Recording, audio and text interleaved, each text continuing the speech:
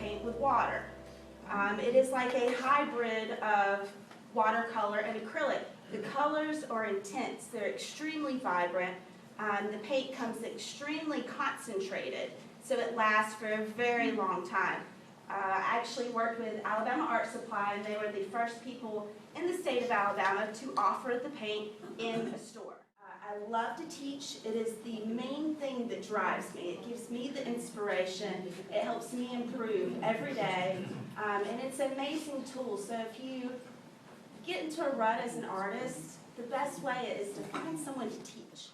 But it's a great way to get inspiration, to try something new, and to just get outside of your box. It's very easy to get set in painting on your own way, and sometimes you're painting and you're struggling because the paint doesn't do what you want it to do. Well, this brand allows you to have a little bit more room in experimenting and manipulating it to get those strips or get those patterns or reopening and blending wet on wet, things that is unheard of for a normal brand of acrylic. My goal as an artist, I always say this because it stands true, and I hope to inspire others to think the same way, that to always improve and to inspire. Every day I say that to myself. I want to improve and I want to inspire. I paint really large. You have to excuse if my easel falls as well.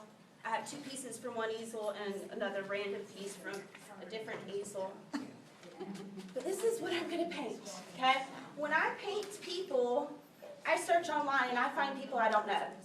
Okay? This sounds really strange, but as for me as an artist, I want to paint someone and give them the personality. Okay? Here's my paint palette. You can kind of see the colors that I did choose. I'm very limited. I do use a tempera, okay? As an artist, you're probably like, what? She's using tempera. I love the neon colors. You can't find it in a really good acrylic. So I found a really good tempera, and I love it. As long as you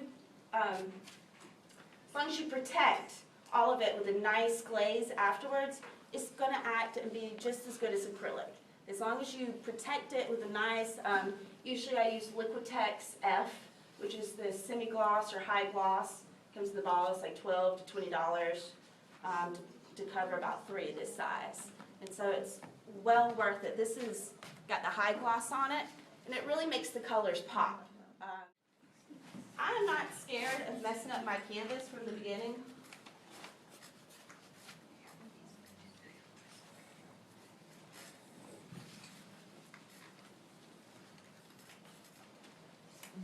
I might even do this for a little while.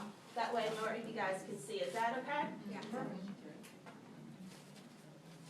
I usually start off with my medium value and the brightest medium value.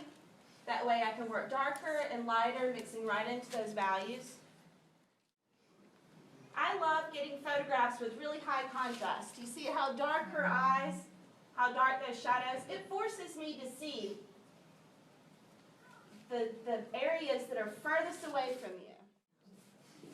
The great thing about mixing the interactive with the tempera, interactive is very thick, very chunky paint.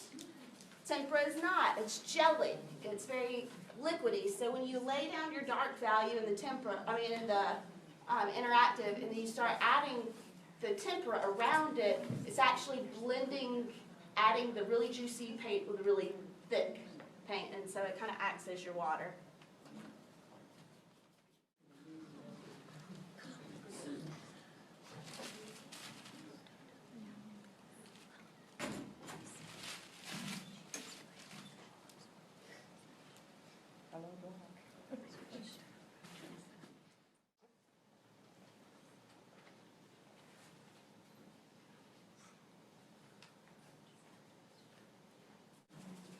Now there's a little mark right there I made with my nose, and I didn't like it.